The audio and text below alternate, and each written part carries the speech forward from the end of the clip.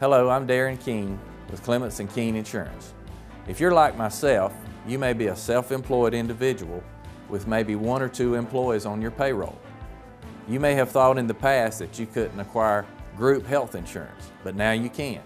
Some of the rules and regulations have changed to make it more favorable for you to do so for 2018. Give us a call at 272-8019 and let us help you with the decisions that you need to make for you and your business.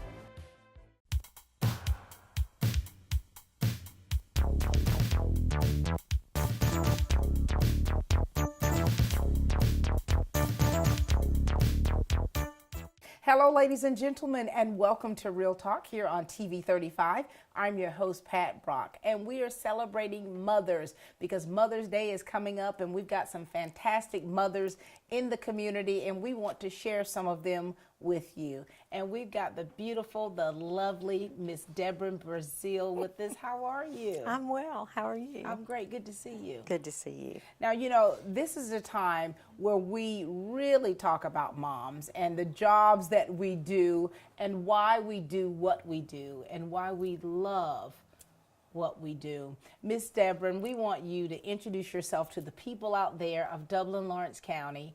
You know, give us a little history about you and your family, okay? Okay. All right, talk to us. I've been married for 39 years to a wonderful man, and I have 2 precious children, Katie, who is 30, and Ben, who's 29. They're 14 months apart. So You were busy. I was a busy girl. I was a busy girl. Yeah. And I'm blessed that my daughter lives here and my son is trying to live here, which would be a joy for them both to be in town. And so, you're a grandmother. I am. That is exactly what God said it was. It is a blessing from the word go. You know, they say that if, you know, being a grandparent was this much fun, you would have had them first. Yes, yes. I love that. It is wonderful. And you know, when we talk about mothers and we celebrate mothers, we know that motherhood, it's not always easy. Right. Tell us about your foundation of being a mom and what you've taken and what you've learned from other mothers and even your own. Okay. I think with growing up, my husband is a physician, and so I pretty much raised him by myself. There were a lot of times when he couldn't be there, and when we first got married, that was very hard. For me to understand, and I'm a nurse, which still helped me to understand it. But when the hospital calls, that's that. Right. And so that made it complicated. But my children were blessed to have a wonderful dad who, when he was there, he was there. Right. He was present. Yes. Yeah. Yes. So so that was good. They love their dad. They love me, although I'm probably not the best mother in the whole wide world. Just because you can't be. Yeah, it's a big job. Motherhood is, you know, it's not for the faint of heart. I can tell you that. Because we have to make a lot of decisions that with your case, with your husband working a lot, you've had to make a lot of decisions on your own.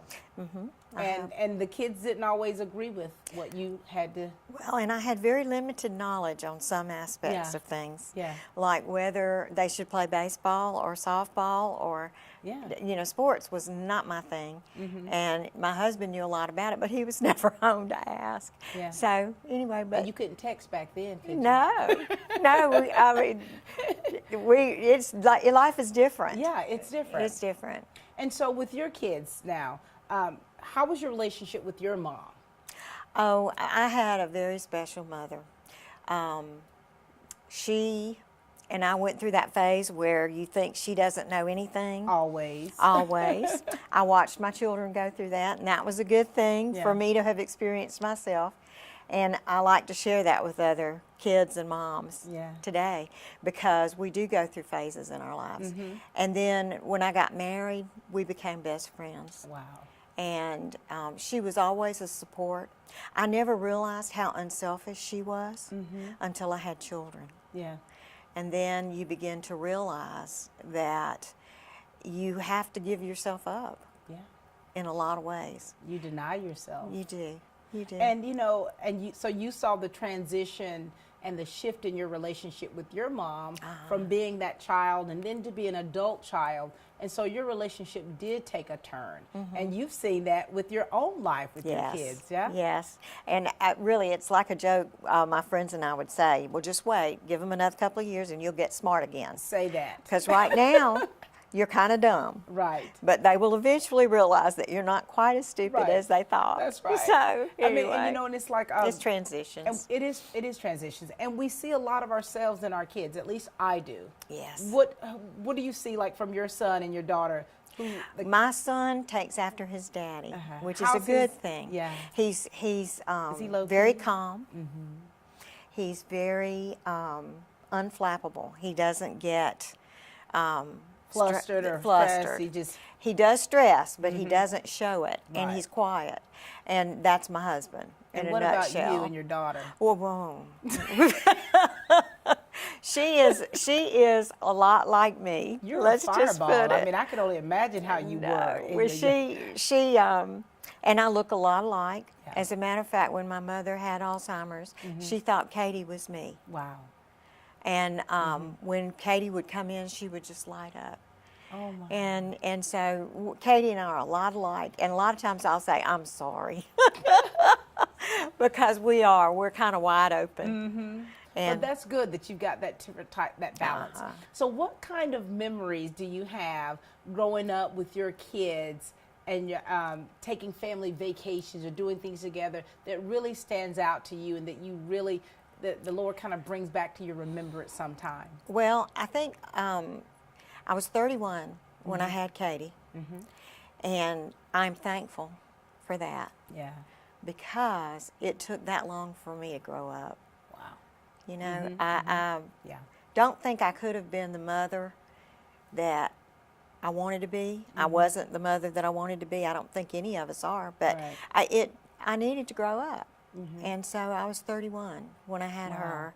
And then I was, 14 months later having Ben. Right. And we had a lot of fun. Do you get to take trips together a lot? We did, and we all looked forward to it because that way we had Jim home, my husband. And so family time was good time. Yeah. We loved the beach, and we would try and go to the beach at least once a year. Yeah. And take family if we could do that.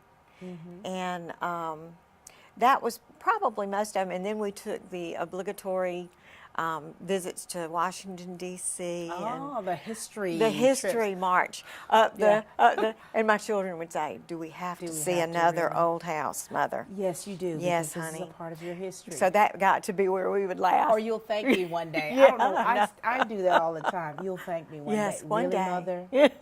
And and it's like the thankless job I think that we have as mothers is when we have to make decisions that our kids don't necessarily like or, think is the right decision. Yes. But I think that we have to make those. We have to be, our whole job is to raise them to be adults. Right. And that is not an easy thing. And we, if we always give them everything, and if we always say that they're the very best at everything, right, then we aren't necessarily helping them. It's real life out here. It really is. And I think that when they transition as yours have and as mine are, they realize that. Yes. All right, we're going to continue talking. Ladies and gentlemen, we'll be back in just a moment with Ms. Debran Braziel. At CurePoint Cancer Center in Dublin, our staff uses a patient-centered approach to treat the entire patient, not just the cancer. For us, they're not just a number. For us, they're part of our family. Once we meet them, we're going to treat them just like we're family, and we're going to make sure that all their needs are met as far as their cancer treatment and as far as therapy with the family members, assuring them of, how everything goes with the patient. CurePoint Cancer Center, 2406 Bellevue Road in Dublin. We are back with the lovely Ms. Debran Braziel talking about our babies and motherhood. When we left off, we were talking about how when our kids transition and they kind of realize, or like old people say from where I come from, they understand better by and by. You know, how things are and how they have to, you know, really take heed to what we try to teach them. And that takes nothing away from their fathers, but at the same time, the moms do and have a special place in the kids' heart. And so talk to us about your relationship now with your kids, now that they're adults and have kids of their own. And what role do you play in helping to still rear them and help them with their kids? Well, I guess one of the things that I haven't talked about much is the fact that my husband and I weren't Christians when we got married. And I had a miscarriage when I was 28. Oh, wow. And then when I came to know the Lord through circumstances, I was able to raise them that way. Yeah. What a blessing. That's a blessing. That It was a is. blessing. It So is. with them, I didn't have to go back and patch up a bunch of mistakes much. Yeah. And Change the way so- you do things. Well, It's- and both of our children came to know the Lord at a young age. And we prayed together every night. yeah. And that's what they're doing with their kids. And I think that's what makes our family work. Yeah. And it's not that we've always been perfect. It's not that Oh, we're no. always right. No. But it's that we are able to say that we haven't done everything Right. right. I think one of the things that's been a blessing to me is I feel like my children can talk to me about anything. One of the things that I found out early was when the two of them were in the back seat talking, I could listen and hear a whole bunch. And so it was good to be able to kind of get into their world a little bit. Right. To make sure that everything was good and that they were okay. That's good. I'm thankful that my children were raised before it became so difficult with bullying and some of the other things that the grandkids are going to probably have to be faced with. There are a lot of different challenges now that I There believe are. that kids have to face that I know I didn't face certain things growing up, but then again, I did face certain things. And so, and I think that when they're in a home to where they feel loved and they have that transparency from the parents and feel comfortable with talking to you, that's something that they'll always have. Yeah. And they'll cherish that and they'll think about these things when they have kids of their own, such as how yours have. Yes. Now, this is how I've been feeling lately with, you know, my two boys are in college. One is going to graduate in August with his degree in automotive, and one's a freshman in college. And so my baby girl, Hannah, is, she's a senior in high school. And so there are things that I've been noticing that I'm missing from when they were kids. Yeah. And so, do you feel that way? My mother used to tell me all the time, write it down. Write it down, Write it Debran. down. And I never did. And now I can see that. I think one thing that's wonderful is cell phones. They Yes. have made it to where you can grab a lot of things that you weren't able Right. to record before. Right. And, you know, raising the grandbabies, and I've realized that the 60 is not the new 30. It's People not? that say that are What lying. is it then? It is very close to 60. I love you. But it is, you don't have the stamina that you had when you were young, but you have the patience. And I'm not being drawn to clean up the dishes. I'm not being drawn to draw the bath water. I'm able to really focus on them. And that's a blessing. I think Yeah. it's a blessing for me and my husband, and a blessing for the children. And you know, that's why I think the kids, when they notice how the grandparents are with their kids, it's like, wow. Really, Grandma? Yeah. Really? You weren't that nice when Yeah. we were going out? Yeah. See, because you've taken a change to where Yes. it's a lot less pressure off you. And now you're like, this is what I've raised my children to be and to do, is to be those parents, to be those functioning adults. And now Yes. you can just enjoy the grandkids and give them all kind of stuff. And, and then we Try not to give them too much right, stuff. Right. I remember having, when the kids would come back from their grandmothers, I would have to kind of deprogram them a little bit because they would tell me what they could have and what they could do at Grandma's house. Oh, and at And Christmas, they got everything. Yeah, Everything. interesting. And so it's like, you don't, you know, Katie's birthday was in December, so she really got everything at Yeah. Christmas, and that made it complicated with trying not to have things be so important. Yeah. And you know, we all struggle with the same stuff. I know. I used to be, you know, I stayed home for probably about 15 years with the kids. And I had to have everything like this because when I stopped working, I remember writing an article for the paper from my briefcase to diaper bags. And then I said, cotton is the new fabric of my life, right? Right. And so I was determined to be the next Martha Stewart. Everything that I did, I would do making something from scratch, doing the arts and crafts, doing this, staying up through the wee hours of the night, keeping the house clean. And when you got 3 little ones, it's so hard to do. It is. And how my son, who's 22, he'll be 23 this year, how he helped me with that. He said his dad was deployed, you know, so he was in the Army, and he was deployed for a year. And I remember I had marinated pork chops, and I was in the oven trying to get those done, and then I was taking care of Hannah, who was 1, and I'm cutting up her whatever. And he goes, Mom, he tapped me. He said, Dad likes marinated pork. He said, Dad, the man of the house, likes marinated pork chops. Then he goes, this man of the house likes hamburger helper. Oh. And that, for me,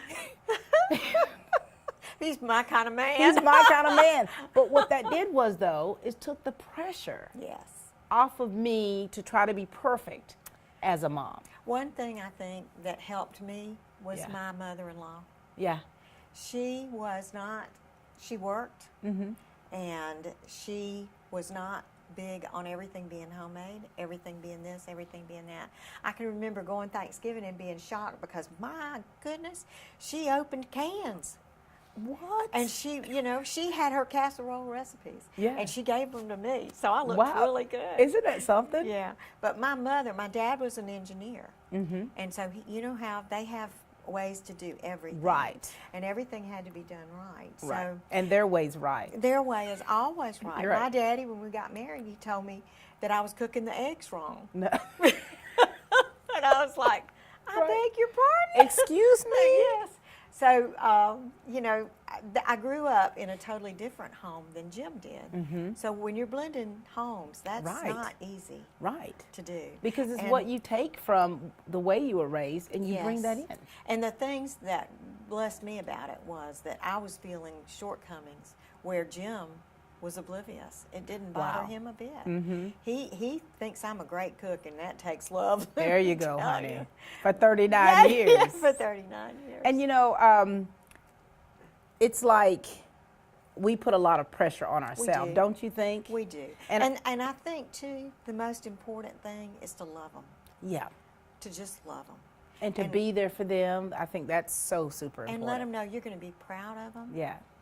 No matter what. No matter what. You know. And I am proud of my children. I've got wonderful children. Katie is a wonderful mother. Yeah. She married a wonderful man. Nice. And my son is a wonderful daddy. And seeing them with those children, and my daughter-in-law is precious. Do you just sit back and watch them like You this? do. You do. It's and just what marvel. will really melt your heart is having them come to you and go, Mimi. That's what they call me. Wow. And so when they see me, they all run to me. Yeah, And I just love that. But another thing is seeing them hug on their mama. That's a blessing because you know that the love that's there is going to be good. And that's real love. Yes. Because I think that, you know, to help moms out there, to take the pressure off of trying to be those super moms, you know, is to not focus on how other mothers do this, because we're all very different. Our kids are very different. And so that helps take the pressure off. So listen, we're going to go to another commercial break, Ms. Debran, and we're going to close out. It's been so wonderful speaking with you because you're so pleasant, and I think the life lessons that you've learned, we want you to be able to give some life lessons to some moms out there. All right, we'll be back in a moment. Over the past few weeks, we asked you to send us pictures of Mom, and you did. Lots of you. From matching moms to smooching mom. So many pictures, so many smiles. Whenever we need her, Mom is there. And when she needs us, Fairview Park Hospital is there. Happy Mother's Day, Mom. This has been so much fun, Miss Debran, to be blessed to be able to have you sit here on the couch and to kind of share with us a little sneak peek into your life and what you value as a mom. There's a lot of moms out there that are watching this, and we're glad that you are. We do hope that you're being treated special and being made to feel special. And I know that sometimes mothers aren't, you know, Ms. Debran, because I think that people's situation are different. Yes. You're a married mother of 39 years. There are single mothers out there. Yes. They're And mothers. The difficulty of raising them by yourself all the time. All the time, would that be so pressure to where you have to sometimes be the mother and father. Yes. They're mothers who are divorced, you know, because after 20 years, I was divorced and was, you know, it was me and the kids trying to navigate through life, you know, for 6 years. And that was very, very difficult for me. And then you're talking about mothers who have lost children. Yes. And that's painful, or mothers who've lost their mothers. So there's so many different dynamics to motherhood. There are. So many different dynamics. And so I want you to give an encouraging word to, or words, to the moms out there that are watching. Because we don't believe that all moms are perfect. We don't believe that. But I think that when you strive to be the best mom that you can be, that's all that's being asked of us, you know? Right. So what message do you want to give to encourage moms out there to keep plugging along? Well, I think that a lot of times what we think is important today is not something that in 5 years is going to make a bit of difference. That it's really that we are there for our children. That we encourage them to grow up and take responsibility, but are willing to admit that we don't know it all and that we're going to make mistakes. And that we will always love them no matter what, and that it's important for them to love us. And another thing, I raised my two. They were 14 months apart, but I raised them to where they were always told that they were going to be best friends. And that, you know, they had their spats, but boy, you didn't mess with one Braziel without getting the other one.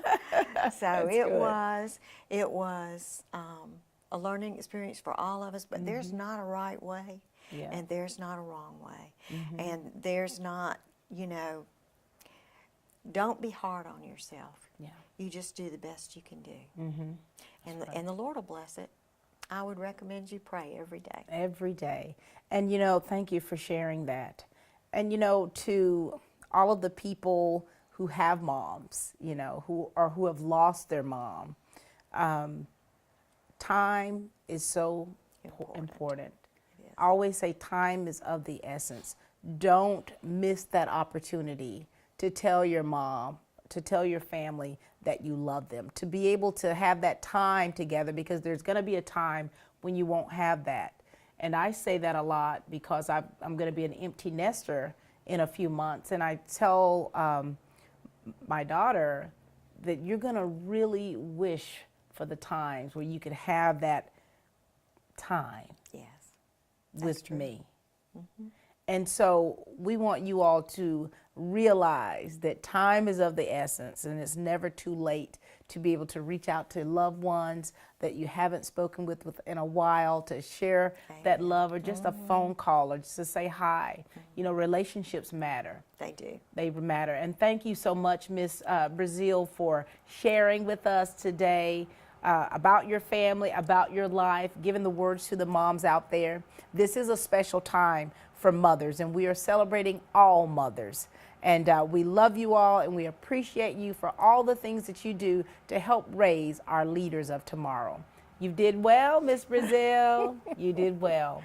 All right. Happy Mother's Day, ladies and gentlemen. That's all the time we have for Real Talk here on TV 35. And please keep watching.